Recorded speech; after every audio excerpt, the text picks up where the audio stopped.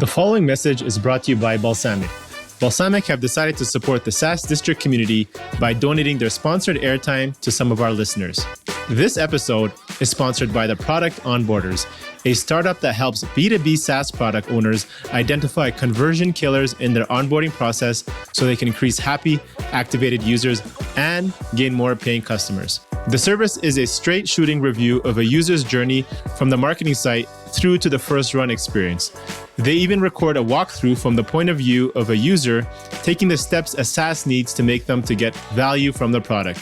When they find friction and glitches, they recommend ways to overcome them. The more reviews they do, the more they believe small actions can have big payoffs. Some customers have even seen a 27% uplift in form completion from implementing just one of their suggestions. If you're looking for actionable tips you can put in place for your startup or be provided introductions to trusted tools and experts who can execute, visit theproductonboarders.com. If you'd like to receive a promo code for Balsamiq or even just thank the folks at Balsamiq for supporting our community, please check out our show notes where we include a link to that promo code specifically for the SaaS district community. Thank you all.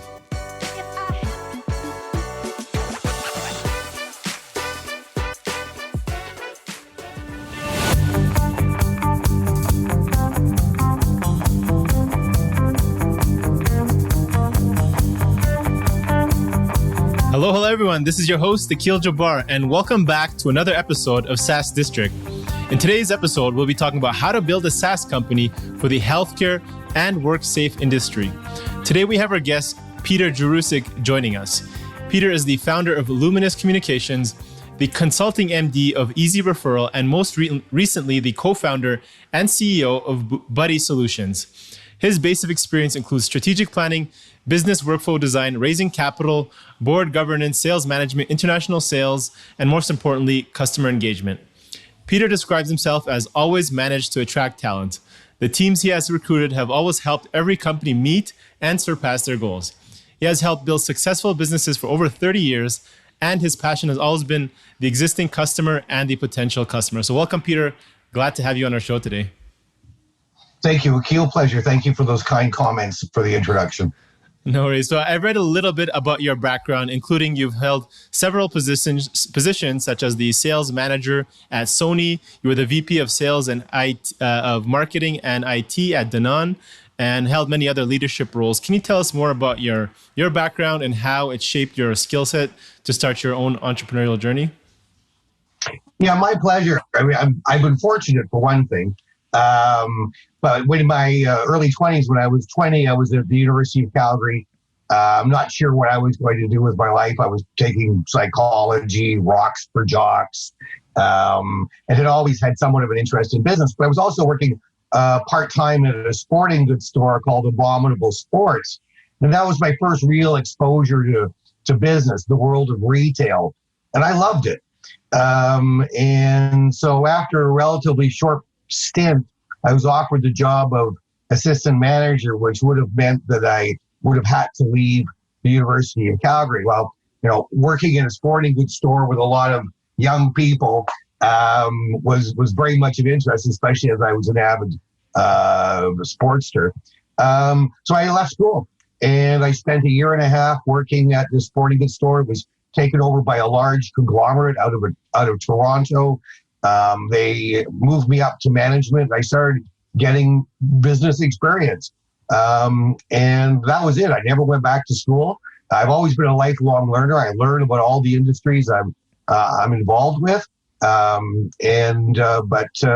from there I went on to, help a number of companies that were just starting up. One in particular was in the central part of BC on a lake called Shuswap Lake, and it was a new startup of a company called Three Boys Houseboats, and they wanted me to help do their sales and marketing, and they were going to revolutionize the houseboat business, and we did over the next 3 years, ending up with a fleet of over 700 boats.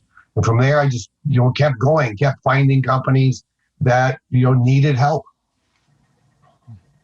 Got it. And then from there, you just moved up to different roles, worked from Sony to Danone, and then kind of from there decided to shift and start your own business at some point? Yeah, well, in 1986, I went to Toronto to help start a bottled water company with some friends who had made the mistake I had found quite often or common. They'd spend all their money on marketing in the wrong areas when they had no money left. No money left for sales, no money left for marketing. So they flew me out to Toronto for ostensibly a few months.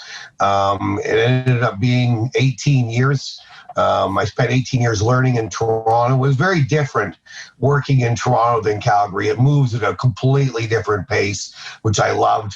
An agile market, decisions are made quickly with lots of opportunity. And when we arrived, it was the early years of a bottle of water. My friend said, "You're going to Toronto to sell bottled water on the shores of Lake Ontario?" I go, "Yeah." And I arrived, immediately formed a sales team.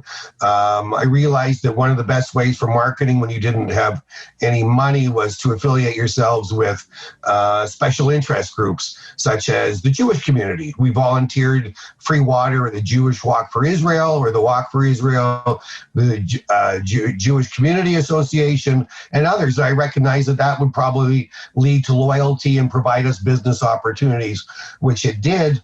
I also approached the Toronto Maple Leafs, the Toronto Blue Jays, to act as their sponsor with free water. And in those days, there was no such thing as sponsorship. We ended up having our water cooler in the dugout of the Toronto Blue Jays, the first product placement there ever.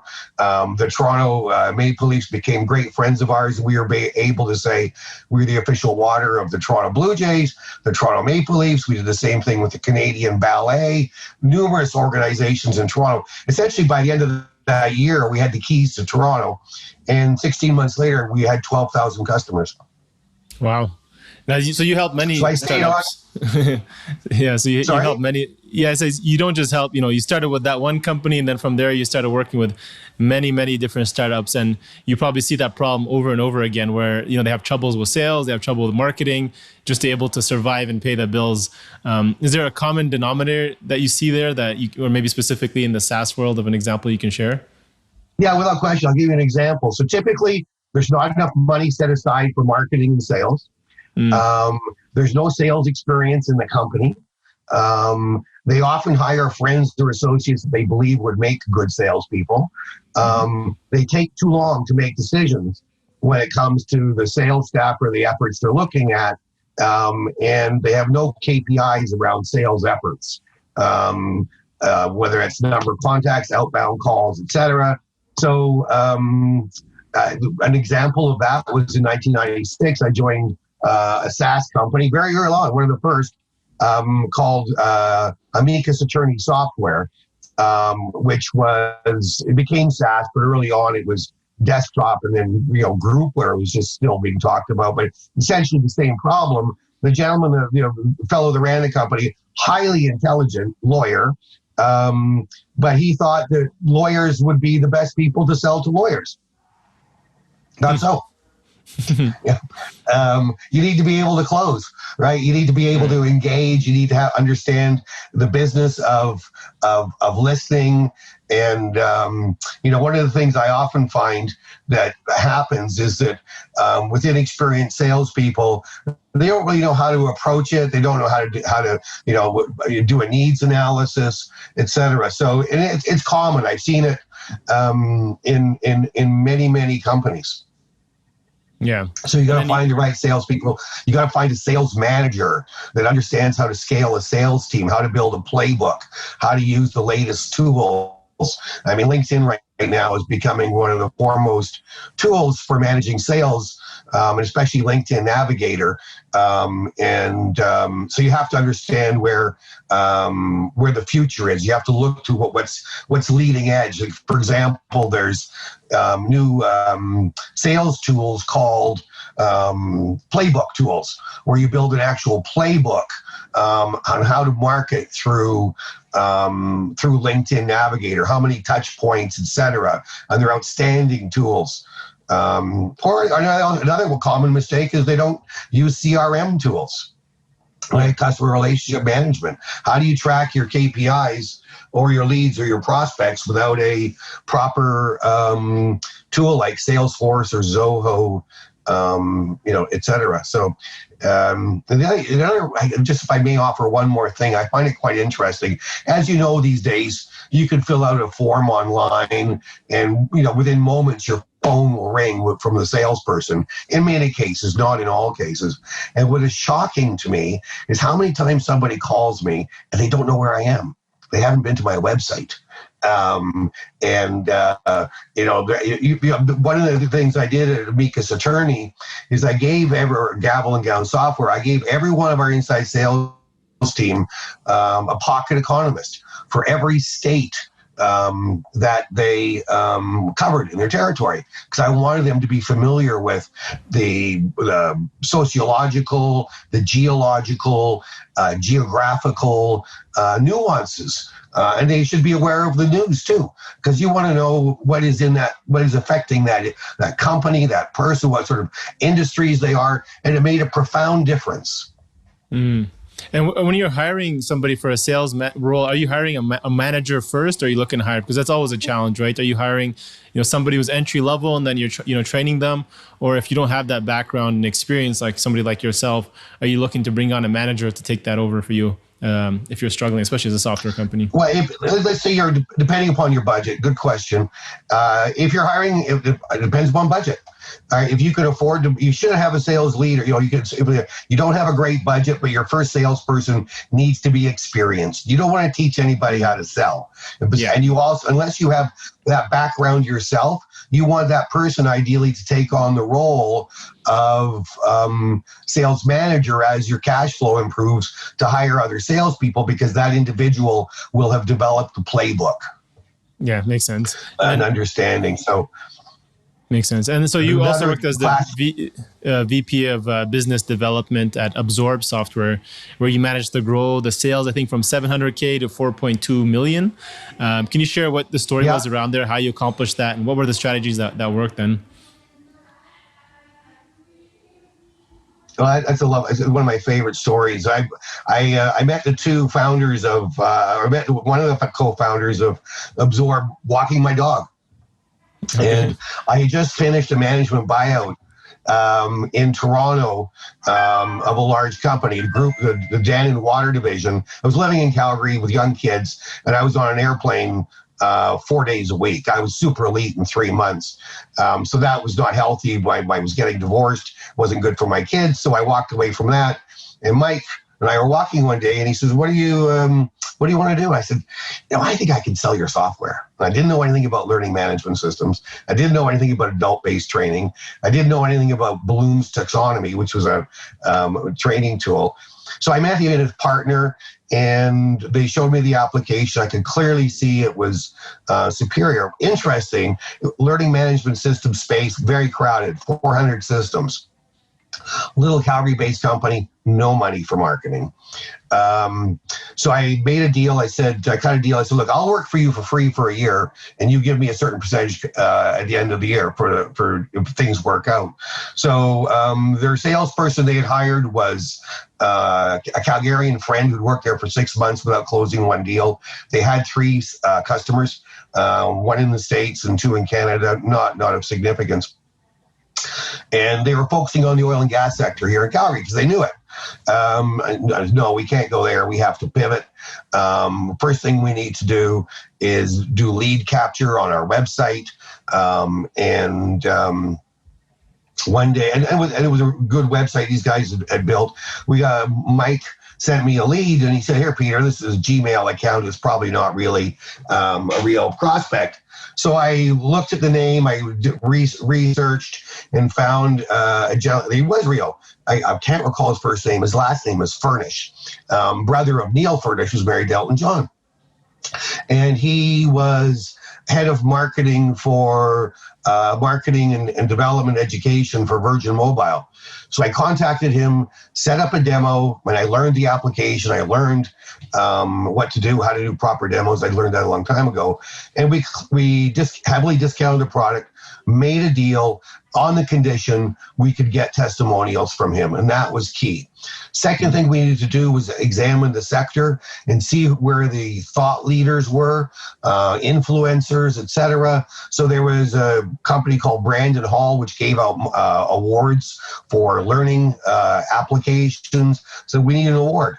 So I focused on awards, and within a year or so, we received a couple of bronzes and silvers for our application, and that brought to us notoriety. We started getting more leads. I was the guy doing all the sales, but then as things improved, and we had fascinating businesses like Lufthansa, Rolls-Royce, etc. I loved engaging with those companies.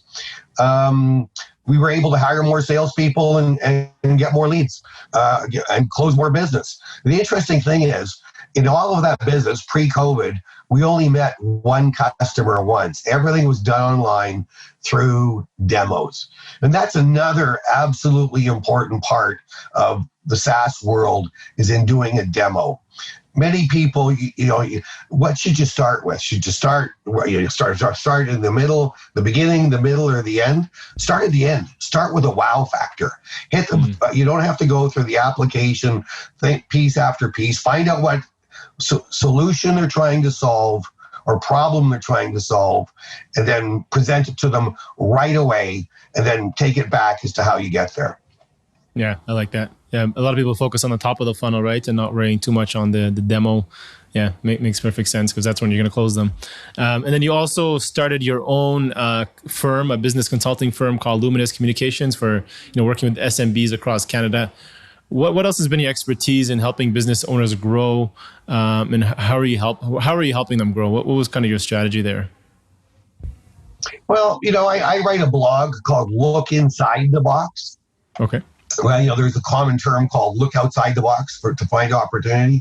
I think it's right in front of you. I think it's already there. You just have to change your perspective, right? And look at it from a different way. Also be aware of trends of what's taking place, and do research. One company I worked for, when they were building a SaaS product, said, "This is the first one in the world." And I thought, that's highly unlikely. And sure enough, it wasn't. So don't make assumptions. I think be passionate about your business, hang on to it, and just be prepared to hang on to it. That's irrelevant, but, do the things that you think can't be done.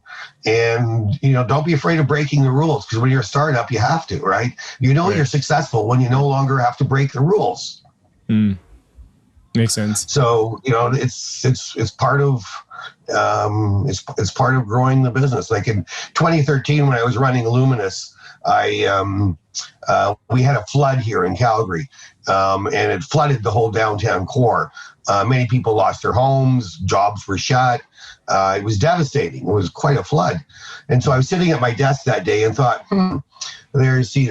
there's 4 concerts scheduled during the Calgary Stampede. They no longer have a place to play. Maybe we should put on a benefit concert. I've never put on a concert in my life. 6 weeks later, we had 40,000 people at McMahon Stadium, a national broadcast with a full TV crew, 14 cameras. Nickelback had turned their plane around from Brazil and agreed to perform. We had 13 artists, multiple sponsors. We raised $2.2 million. And I had no music experience. It was just, if you want to do it, you can. You just have to be committed to it. Is that helpful? Exactly. Yeah, definitely. And are you still taking on consulting clients with that firm, or did you stop running that business to focus on your new venture? No, I stopped that about a year and a half ago. I'm managing director of a medical referral company called EzReferral, based out of Edmonton, Alberta. It's an application that was developed by a doctor. He had a patient that went to the emergency at the Royal Alex. She was triaged, and her referral was sent by a fax machine to a specialist who was away, so it wasn't looked at. Her pain worsened, and after a few weeks, she went back to see Denny or Dr. Vincent. He immediately had her an ultrasound the next day, and the cancer had spread everywhere. She died a year and a half later, and after Denny flew her to Ghana to say goodbye to her extended family at his own expense, he promised to fix the referral program and build a digital application that where clinics can send referrals digitally back and forth, and the patient is always in the loop. So I've been running that for the last 3 years, and it's been interesting, especially since COVID has hit. Yeah, I can imagine. What would you say have been the biggest challenges with scaling EzReferral, both say pre-COVID and post-COVID? So for the last 3 years when you first started working there, and then what are you seeing now? Well, the medical market's a difficult market. Medical offices use a lot of legacy systems, and it's strange to think in a world, a vertical like this, where there's great advancements and people are talking about AI and machine learning, et cetera, they're still using a fax machine. Many doctors don't have websites. Many doctors, their healthcare record system resides on their own server, which is kind of appalling considering that doesn't meet the healthcare privacy standards in Canada, the United States. But they're very busy. The medical office opens at 8:30, closes at noon. They have their lunch, opens at 1 o'clock, closes at 4:30. They're not really interested in learning a new system or migrating, et cetera. And in Canada, the real challenge is medical care is run by government, and government is slow to move, it's bureaucratic, et cetera. We've had traction in private practice, but it's a slow sale. Pre-COVID, what was interesting, what's happened about COVID is the doctors immediately lost their source of revenue. You could do a telephone consult in Alberta and get $20. Well, my doctor said a consult with a senior assistant might take an hour. One of EzReferral's clients in Toronto, 21 ophthalmologists who receive 2,000 referrals a week, lost all the revenue. So that's a lot, right? You got staff to support, et cetera. So we immediately pivoted, created, and it also meant that patients didn't have care. And when there's issues around or concerns around your vision, those can be quite concerning. So we immediately provisioned an e-assessment portal, which allowed patients to upload images of their eyes. We included instructions how to take proper pictures of their eyes, do an eye exam, and within a month, we had delivered over 1,800 e-assessments. One of the other things that's helped with COVID is doctors are now saying, hey, I've got time to look at this. I've got time to examine a different method. Or I need to be prepared for the second wave or the next time this happens, because this legacy way doesn't work anymore. Interesting. So you're saying that there was actually a drop-off. I thought there'd be the opposite effect in which there'd be more revenue and more people coming in for, to see doctors. Oh, no, there was more. No. I just meant that the medical doctors saw the drop off in revenue. We've actually added clients during COVID. Got it. Makes sense. And then you've now recently launched and co-founded your new venture, Budde, which is a tech solution for workplace safety. What's the story behind launching this new business and the problem you're looking to solve here? Well, who's crazy enough to start a new business during a pandemic? I am. So about a year and a half ago, I was approached by an associate of mine who spent 25 years in the safety industry, and he called me up and said, Peter, do you know anybody that can build an app? I said, there's plenty. Let's talk. So we had lunch, and he wanted to know if it was possible to take a picture of a work site and then using artificial intelligence, look for flaws or danger points, et cetera. So if you take a picture of a excavation with a ladder in it and other things around, can you look for the hazards? And I said, yeah, a little bit, but it's not not going to be terribly sophisticated nor extremely accurate. So I had some experience with understanding the world of safety when I was at Absorb. Because many companies use online training to manage certifications. Many workers have to have certification to enter a work site or to do a job. So I started examining the gap between technology and safety, and it was large. It's profound. I saw that many processes were oral-based, paper-based. And the other thing is everything was reactive, not proactive. And as Paul said, safety policies are written in blood. So I examined, I talked to more safety individuals, and I developed this idea for an application that would help more people get home safely every day, because 99% of all accidents are preventable. And I looked at the statistics and I saw the numbers. 6,000 people die every day at the workplace, every day around the world. Yeah. It costs the United States $62 billion a year alone for workplace loss related injuries. And there's over 638,000 accidents every day. Right. So I thought, and why haven't, and the sad thing is those numbers that come from the International Labor Organization haven't changed since 2012. You would think with improved communications, digital processes, etc., the number would come down, but it doesn't, because the one thing that's involved in every single accident, human error is at the cause of all accidents. Now there's some weather-related issues, tsunamis, etc., but that only accounts for less than 1%.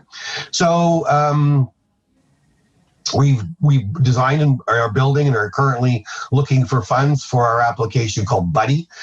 It's called Budee because we're your work buddy. We have a marketing team that did lots of research to come up with our brand and our name. We have an extremely profoundly strong, deep bench, both from a psychology perspective, safety perspective. We have committed users. We have companies that have committed to trial it.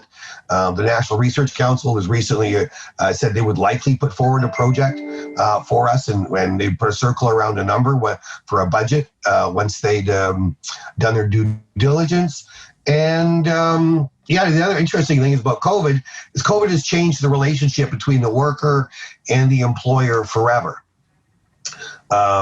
It's now, and it's expanded the market because workers now include every office worker. The safety industry used to be, those on site, those on construction sites, those in mines, those driving long haul trucks, but it now includes every worker in every office.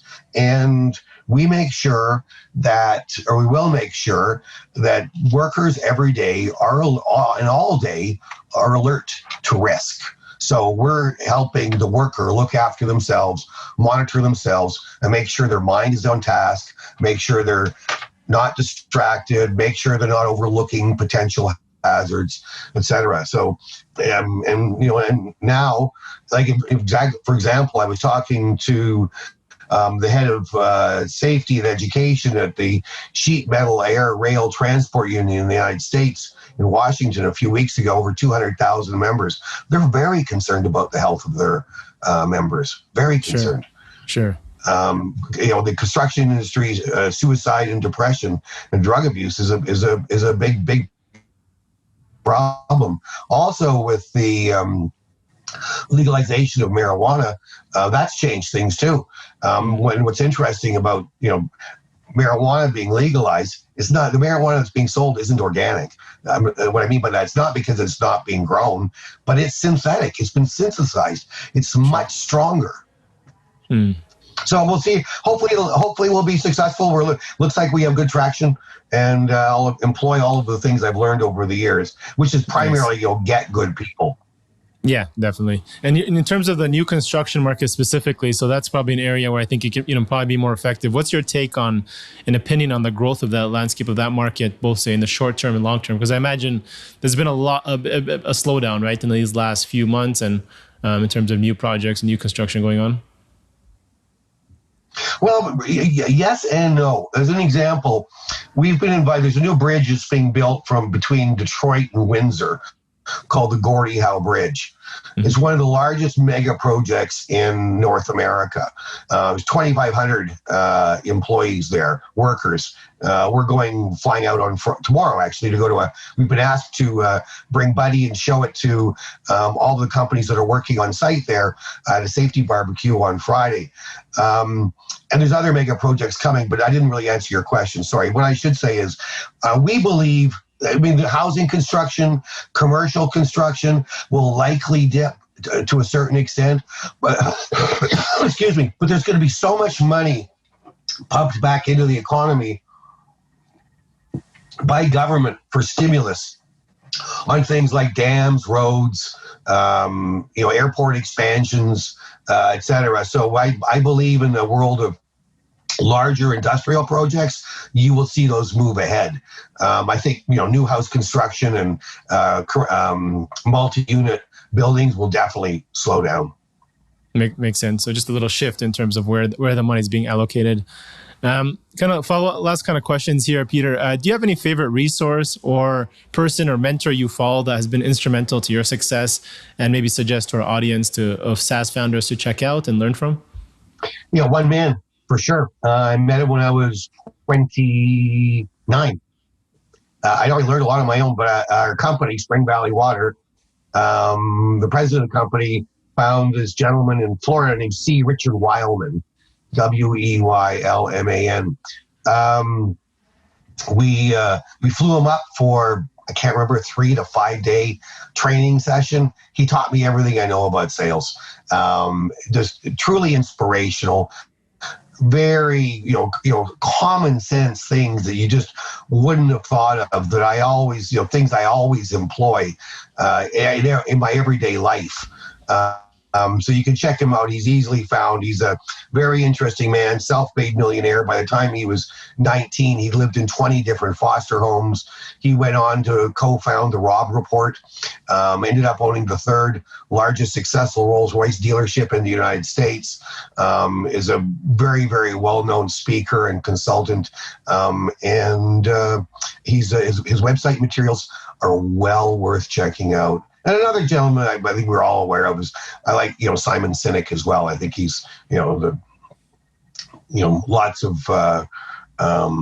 lots to offer.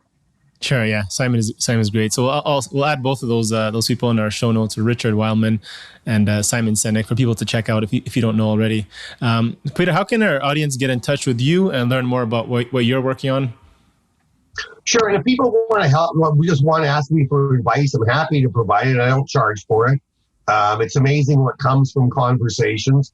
I'm really good at, finding out, looking for strategic relationships and opportunities that weren't in your mind before. So you can reach me at Peter at Budee, Budee Solutions.com, Peter at BuddeSolutions.com, or phone me, 403-617-5277, 403-617-5277. I love helping businesses grow, and it's the passion for the rest of my life, I'm sure. Awesome. Thank you for sharing that. So people, if you guys are interested, give him a cold call. He'll gladly take your call. Right, It'll be a warm call. It'll be a warm call. Yeah. They can say SaaS District. Cool. Thank you so much, Peter. Yeah. Really appreciate it. And Akil, my pleasure. Thank you. Be safe. And thank you for asking me to be your guest. I very much am honored. Much appreciated. Cheers. Thank you all for watching this episode and joining SaaS District today. Don't forget to like, subscribe, and hit the bell for future episodes where we interview top leaders in the SaaS industry. If you're a SaaS company looking to grow and unlock the true value of your business, get in touch with us at Horizon Capital, and myself or one of our consultants will provide a free assessment to help you get there and hit your goals. If you have any feedback or suggestions for this podcast, please comment down below and help us improve our content for you all. Thanks again, and see you on the next one.